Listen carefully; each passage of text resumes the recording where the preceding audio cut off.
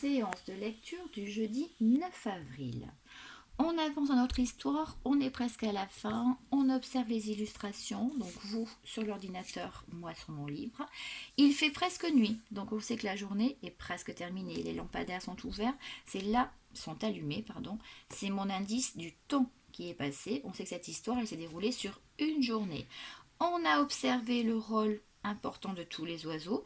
Ils sont tous sur le toit, donc il n'y a plus d'objets qui devraient servir.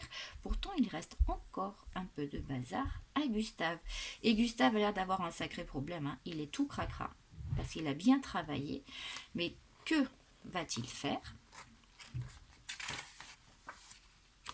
C'est l'heure de se coucher. Gustave va rentrer à la maison. Il ne laisse pas de bazar. Il a embarqué tous les objets qui traînaient. Pour en faire quoi? Vous avez vu aussi les économies d'énergie. Gustave éteint les lumières, c'est parfait. Et comme Gustave est malin, pour gagner du temps, il se douche en pédalant. Lecture fine des images et ensuite on passe au texte. Première chose qu'on observe, on n'a plus de guillemets, on n'a plus de tirets, on n'a plus rien du tout. Attention, la posture de lecteur n'est plus la même.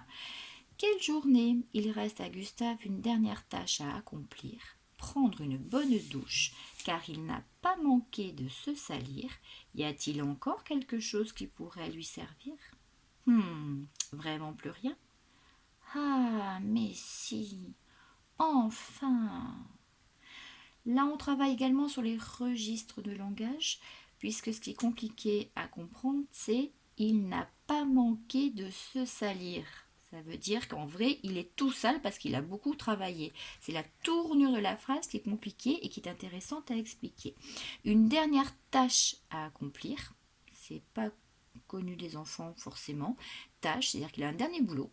Ben oui, il ne peut pas rentrer comme ça. Y a-t-il quelque chose qui pourrait lui servir? Ce qui est intéressant de faire remarquer, c'est que d'habitude il réfléchit pour ses clients. Là, il réfléchit pour lui. Vraiment plus rien. Si on a bien vu qu'il restait des objets, c'est le début de la ritournelle, mais ce n'est plus la ritournelle. Ah, mais si, enfin, et on ne nous dit pas ce qu'il en fait des objets qui lui restaient. On l'a compris grâce aux illustrations.